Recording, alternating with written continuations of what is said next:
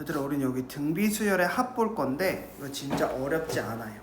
봐봐, 등비수열의 합인데 얘가 원리합계라는 거랑 나중에 연결되니까 너네들 그 적금 예금 이런 거 드는 거 있잖아, 그거랑 비슷하게 연결되니까 이 부분 조금만 잘 봐주시면 된다. 그래야 너네가 적금 들 때 손해 안 본다 이렇게 생각하시면 되고, 장난이고요.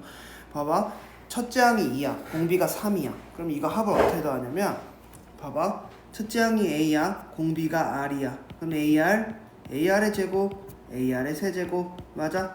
딱딱딱딱딱딱 해서 AR의 N제곱이지, 맞아? 그럼 얘가 뭐가 곱해지는 거야? R씩 곱해지는 거야. 그럼 얘 합을 어떻게 구하냐면, 봐봐, R이 예를 들면 1이야. 그러면 A 더하기 A 더하기 A 더하기 A가 몇 개 있어? N개 있으니까 SN은, 즉 합은 NA가 되는 거야. 근데 결국에는 R이 1이 아닐 때만 나오겠지. 그럼 얘는 외우시면 되는데 어떻게 하냐? R-1에 A의 첫째 항에 R의 N제곱 빼기 1이다 이렇게 그냥 외우시면 돼. 돼요? R이 얘는 1보다 클 때. 근데 만약에 R이 1보다 작을 때는 어떻게 해요? 2분의 1 같은 거면 1-R의 A의 1-R의 N제곱이다 이렇게 외우시면 된다. 돼요? 안 돼요? 됐어? 됐어요? 안 됐어요? 등비수열의 합을 얘를 조금 증명해보면 SN이 뭐야? A부터 AR의 N-1까지 한 거고, 양변에다 이렇게 R을 곱할 거야. N-1, N까지. 그럼 이렇게 R을 곱한 다음에 얘네 둘을 어떻게 하겠다? 빼겠다고. 그럼 뭐가 돼? 1-R의 SN은 다 빼버리면 뭐만 남아? A 빼기 AR의 N, 이거 다 빼지는 거잖아, 맞아? A 빼기 AR의 N만 남으니까 A로 묶으면 1-R의 N제곱만 남았다. 돼요? 1-R을 나눠주면 SN은 1-R분의 A, 1-R의 N이 이렇게 나왔다. 됐습니까? 됐죠? 어렵지 않아요. 외우시면 되고, 이 원리합계 문제는 쌤이랑 문제로 직접 풀게. 알겠지? 그럼 여기 같은 경우는 뭐야? 이거 등비수열 공비가 뭐야? 2분의 1이지, 맞아? 그럼 얘는 R이 1보다 작으니까 1-R에 A가 뭐야? 맞아? 얘 R은 2분의 1, A가 첫째 항 1-A 곱하기 1-2분의 1에 N 이렇게 그냥 쓰시면 된다. 돼요? 안 돼요? 그 값 됐죠? 됐죠? 근데 20번째 항이니까 N은 당연히 20이겠지. 쉽게 그냥 여러분들 하실 수 있는 거고, 여기 뭐 이것도 하고 얘도 하고 등비수열아 저도 깜짝 놀라요. 다 하고 할 수 있다. 그럼 봐봐, 이게 뭐냐면 연이율, 얘부터 보자고. 봐봐, 얘로 볼게. 얘로 연이율 10%고 1년마다 복리로 50만원씩 10년 동안 적립한대. 10년 말에 적립금의 원리합계, 그러니까 총 합은 얼마가 되냐 봐봐. 근데 이게 매년 초와 매년 말에 적립할 때가 달라. 봐봐, 매년 초에 내가 50만원을 처음에 1년 초라고 하면 뭐냐면 2026년 올해 1월 1일에 넣었다고. 50을 넣었어. 그러면은 봐봐, 연마다 10%씩 이율이 붙는댔지. 1년 뒤면 얘가 얼마 돼 있는 거야? 근데 복리가 뭐야? 아, 들어봐. 그러니까 설명하잖아. 1년 뒤면 얼마야? 100만. 얘가 1년마다 이게 붙잖아. 그럼 10년 동안 적립하면 여기에는 얼마가 붙은 거야? 50에다가 1 더하기 0.1이 붙은 거 아니야? 맞아? 아, 돼? 안 돼? 됐어? 됐지? 그럼 여기에 또 이자가 붙잖아. 1.1. 맞아? 이해돼? 여기가 원금이 바뀐 거잖아. 아, 돼요? 안 돼요? 그럼 처음에 2026년에 넣은 건 몇 번부터? 10번 붙는 거 아니야, 이자가? 맞아? 근데 2027년에도 얘를 50을 또 넣으면 어떻게 돼? 얘는 9번 붙겠지. 돼요? 그러다 만약에 마지막 년에 9년 차에 넣으면 이자가 몇 번부터? 한 번 붙는다고 딱. 돼요? 안 돼요? 이해됐어? 말 뭔 말인지? 근데 50을 계속해서 내는 거 아니에요? 아, 당연하지. 매년 1년마다 넣는 건데 근데 왜 1 더하기 0.1이에요? 10%래잖아, 연이율이. 0.1이잖아 10%가. 연이율이 1년마다 이자 붙는 거. 됐죠? 근데 그러면 이게 말에 넣는 건 또 다르다. 가열아 봐봐. 1년 초에 넣는 게 아니라 말에 넣잖아. 그럼 말에 넣어봐. 그럼 이자가 몇 번부터? 9번 붙는 거야. 말에 넣었으니까. 2026년 말에 넣었으니까. 이해돼? 그래서 초에 넣는 거랑 말에 넣는 거 달라. 그럼 마지막에는 어떻게 돼? 원금을 넣으면 넣자마자 찾는 거야. 10년 차에 말에 넣었잖아. 예를 들면 2039년 12월 31일에 넣었어. 그럼 2040년이 되면 찾아. 그럼 이자가 붙어 안 붙어? 안 붙는 거지. 아니 그냥 1년마다 연마다 넣는다고 하니까. 이해됐지? 예를 들면 돈이 없을 수도 있잖아. 연초에 50을 넣어야 되는데 연말에 50이 생겼어. 그럼 말에 넣어야 돼, 초에 넣어야 돼? 못 넣잖아. 그러니까 그거야 뭐 개인의 사정에 따라 다른 거겠지. 복리는 계속 넣는 복리든 단리든 넣는 건데 계속 넣는 건데 매년 초에 넣냐 아니면 말에 넣냐가 다르다. 그때 할때 공리라는 거 진짜 이 일도 못했어. 이해됐지? 뭔 말인지. 복리는 그러니까 복리가 더 좋은 거. 복리는 이자가 붙은 거에 또 10%가 붙는 거고. 이해돼? 단리 그냥 그 돈에만 그치. 원래 그렇게 개념인데 사실 복리 단위를 묻지는 않고요. 복리로 보통 나오게 되는데 문제는 이제 연초에 넣냐 말에 넣냐 그 차이만 있다. 됐죠? 그러니까 3년 납을 한번 보자고. 3년으로 봐봐. 초에 100만 원을 넣었어. 이자 10%를 준대. 그럼 내년에 얘가 100을 넣었어. 그러면 2년치라고 해봐. 이게 100에 대해서 됐으니까 얘 110이지. 여기에 또 10%가 붙지. 그러면 121만 원을 찾는 거야. 맞아? 100만 원을 넣는 거를 1년에 만약에 한 번 넣는다고 하면 저기 가운데 100만 들어봐. 처음에 넣은 100이 10% 붙으니까 110이지. 110에 10%가 또 붙잖아. 다음 년에. 더 이상 추가 돈을 지금 이거 복리 단리 생각하지 마시고 연초랑 연말의 차이를 설명하려고 하는 거야. 다시 볼게. 처음에 100만 원을 넣었다고. 100만 원을. 한율이가 100만 원 넣었어.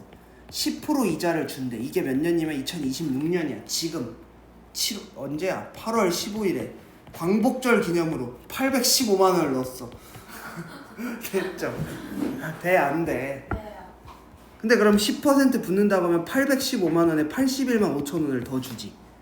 맞아? 그럼 여기에다가 또 만약에 2년 뒤에라고 하면 여기에 또 10%를 또 주잖아. 맞아? 원금에. 그럼 실제로는 몇 번 곱하는 거야? 1.1이 곱해지는 거겠지. 이때는. 돼요, 안 돼요? 납득돼? 됐지? 근데 그러니까 이게 적절하진 않아. 그러니까 얘를 초라고 해봐. 근데 만약에 말에 넣었어.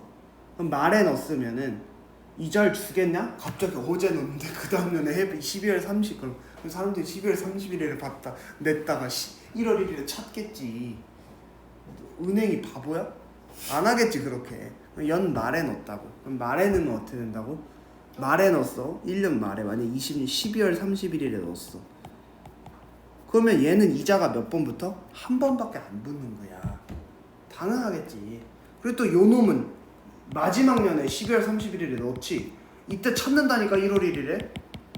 그럼 이자 주겠냐고? 안 준다고. 원금 그대로 100만 원일 거라고. 그럼 차이를 보자고.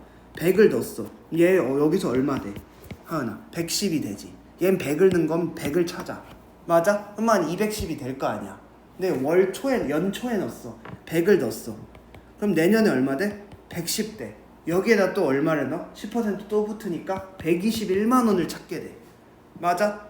그리고 얘도 100을 넣었으니까 이게 몇 번 얼마가 돼? 110만 원이 되잖아. 따라서 여기서 찾으면 얼마 돼? 231만 원이 되는데 여기서 찾으면 몇 번? 210만 원이 되잖아. 얼마의 차이? 21만 원의 차이가 발생한다. 납득돼? 돼요, 안 돼요? 근데 당연히 억울하지 않겠어? 연초에 넣었어. 초에 넣었는데 누구는 1월 1일에 100만 원을 넣어놨는데 누구는 갑자기 찍먹해. 12월 30일에 넣었다가 나 똑같이 100만 원 냈으니까 나도 10만 원 줘. 얘도 10만 원 줘. 그럼 얘는 1년 동안 묵혀놓은 100만 원이고 얘는 그냥 평양냉면처럼 담궜다 뺀 거고. 그래 안 그래? 그러니까 당연히 거기서 차이가 날 것이다 라는 얘기인 거지. 됐습니까? 네. 그래서 이 원리합계까지 일단 했고요. 자, 뭐 이건 질문 많이 나올 걸 알아. 자, 이제 우리 시그마로 바로 넘어갈 거다. 이 시그마가 어디서 나왔냐면은 그 노래. 이 시그마 이놈 있지, 시그마. 이 시그마가 실제로는 여기서 나온 거야. S자에서. S자는 뭐다? 썸이 뭐지? 합. 근데 얘를 이제 만들다가 어떻게 이렇게 만들어진 거예요. 돼요, 안 돼요? 얘가 시그마다. 한마디로 합이다. 달라질 건 없어. 그냥 시그마를 합의 기호라고 표현하겠다. 잘 봐. 그러니까 이거 어떻게 했냐면 우리가 A1부터 AN까지의 합을 우리는 SN이라고 이렇게 표현을 했고요. 얘를 그냥 1부터 N까지 이렇게 나열을 했던 이 놈을 시그마를 쓰겠다고요. 시그마라는 기호를 써서 봐봐. 시그마라는 기호를 쓰면 AK는 K인데 K는 뭐부터? 1부터 넣겠다. 그럼 시그마는 더하기의 표시를 숨기고 있다고 하니까 A1부터 어디까지 넣어라? A2도 넣고 A3도 넣고요. 몇 번째 한까지 넣어라? N번째 한까지를 K에다 넣어라. 그래서 이 더하기 AN까지 한 걸 우리는 SN이라고 하겠다고요. 시그마라고. 돼요, 안 돼요? 뭔 말인지 이해돼? 그러면 이렇게 주어진 거를 시그마로 표현하는 방법을 알아야 돼. 얘가 첫 번째 항이야. 얘가 몇 번째? 10번째 항이라고 해봐. 그럼 K는 1부터 10인데 여기에는 얘네를 의미하는 그 공통인 일반항을 구해야 되는 거야. 그럼 3, 6, 9부터 12, 15에서 30까지라고 하면 얘는 뭐의 배수다? 3의 배수니까 얘를 3K로 놓겠다고요. 우와.